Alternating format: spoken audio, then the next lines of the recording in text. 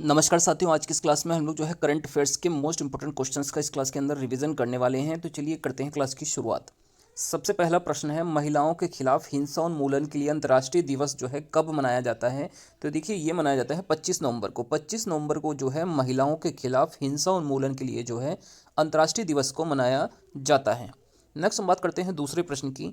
तो राष्ट्रीय बाल दिवस यह कब मनाया जाता है? तो यह देखिए 14 नवंबर को मनाया जाता है। पंडित जवाहरलाल नेहरू के जो है जन्म दिवस के उपलक्ष्य में पूरे देश भर में जो है राष्ट्रीय बाल दिवस जो है 14 नवंबर को मनाया जाता है। पंडित जवाहरलाल नेहरू को चाचा के नाम से भी जाना जाता था, तो इनका जन्म दिवस जो है राष्ट्रीय बाल दिवस के रूप में मनाते हैं। नेक्स्ट बात करते हैं अगले तीसरे प्रश्न की। राष्ट्रीय शिक्षा दिवस यह भारत में कब मनाया जाता है? तो ये देखिए मनाया जाता है 11 नवंबर को। क्यों मनाया जाता है 11 नवंबर को? क्योंकि इस दिन जो है मौलाना अबुल कलाम आज़ाद की जो है जयंती होती है, जो भारत के प्रथम शिक्षा मंत्री थे। इन्हीं का जन्मदिन जो है राष्ट्रीय शिक्षा दिवस के रूप में 11 नवंबर को प्रत्येक वर्ष मनाया जाता है। नेक्स्ट इसके बाद अगला प्रश्न है, राष्ट्रीय एकता दिवस भारत में कब मनाते हैं? तो ये भी काफ़ी इंपॉर्टेंट क्वेश्चन है। 31 अक्टूबर को मनाया जाता है। क्यों मनाया जाता है 31 अक्टूबर को? क्योंकि इस दिन सरदार वल्लभ भाई पटेल की जयंती होती है। भारत के लौह पुरुष कहे जाने वाले सरदार वल्लभ भाई पटेल का जन्मदिन राष्ट्रीय एकता दिवस के रूप में 31 अक्टूबर को पूरे भारतवर्ष में जो है मनाया जाता है। और अगर हम बात करें इस वर्ष जो 2023 में राष्ट्रीय एकता दिवस मनाया गया है, तो यह जो है इनकी जो है 148वीं जयंती के उपलक्ष्य में राष्ट्रीय एकता दिवस को जो है मनाया गया है। सरदार वल्लभ भाई पटेल की 148वीं जयंती इस वर्ष जो है 2023 में 31 अक्टूबर को मनाई गई है। अगला जो प्रश्न है हमारा वो ये है कि संसद का शीतकालीन सत्र कब संपन्न हुआ है? तो ये संपन्न हुआ है 4 से लेकर 22 दिसंबर 2023 तक। आप सभी को पता होगा संसद के अंदर टोटल 3 सत्र होते हैं, जिसमें से एक सत्र हमारा जो है शीतकालीन सत्र होता है। इसके अलावा एक बजट सत्र होता है और एक तीसरा सत्र जो है मानसून सत्र होता है। तो जो इसका शीतकालीन सत्र है, इसका आयोजन इस वर्ष 4 से 22 दिसंबर 2023 तक आयोजित हुआ है और इसके अंदर इसमें टोटल इस बार 15 बैठकों का आयोजन किया गया है। नेक्स्ट हम बात करते हैं, अगर आपसे पूछा जाए संसदीय कार्य मंत्री वर्तमान समय में कौन है, तो ये प्रहलाद जोशी हैं। ये जो है वर्तमान में संसदीय कार्य मंत्री हैं। जैसे कि मैंने आपको बताया है ऊपर कि संसद में 3 सत्र होते हैं, बजट सत्र, मानसून सत्र और इसके अलावा तीसरा होता है शीतकालीन सत्र। बजट सत्र फरवरी के माह में जो है होता है।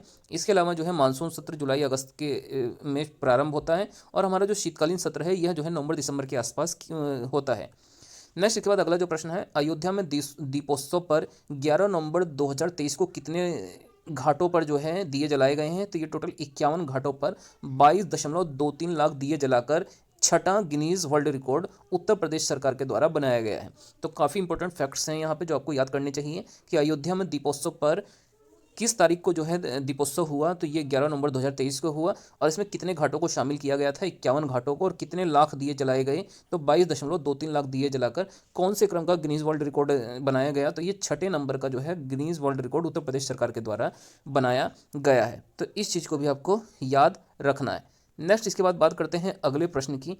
तो देखिए अगले प्रश्न में पूछा गया है, भारत की सर्वोच्च न्यायालय की पहली मुख्य न्यायाधीश कौन थी? तो ये थी फातिमा बीबी। इनका हाल ही में निधन हुआ है। तो इनका निधन कितने वर्ष की आयु में हुआ है? तो ये 96 वर्ष की आयु में इनका निधन हुआ है। और ये इनका निधन कहाँ पर हुआ है? तो इनका निधन जो है कोल्लम केरल राज्य में हुआ है। इस चीज़ को भी आपको याद रखना है। और सबसे इंपॉर्टेंट चीज़ यही है कि ये क्या थी? तो ये भारत की प्रथम सर्वोच्च न्यायालय की मुख्य न्यायाधीश थी फातिमा बीबी।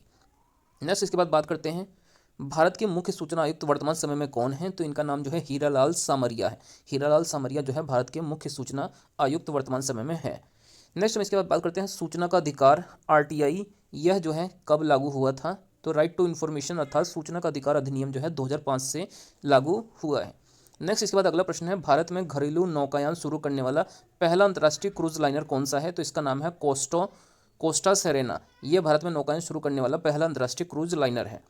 नेक्स्ट इसके बाद बात करते हैं, अगर आपसे पूछा जाए केंद्रीय बंदरगाह जहाजरानी और जलमार्ग मंत्री वर्तमान समय में कौन है? तो इनका नाम सर्बानंद सोनोवाल। ये जो है वर्तमान में केंद्रीय बंदरगाह जहाजरानी और जलमार्ग मंत्री हैं। नेक्स्ट अगर आपसे अगले प्रश्न में पूछा गया है, ओपन एआई कंपनी के नए सीईओ कौन हैं? तो इनका नाम सैम ऑल्टमैन है। ये ओपन एआई के नए सीईओ बने हैं, सैम ऑल्टमैन। नेक्स्ट इसके बाद अगले प्रश्न में पूछा गया है, माइक्रोसॉफ्ट के वर्तमान में सीईओ कौन है? तो इनका नाम सत्या नडेला है। सत्या नडेला जो है माइक्रोसॉफ्ट कंपनी के वर्तमान में जो है सीईओ हैं।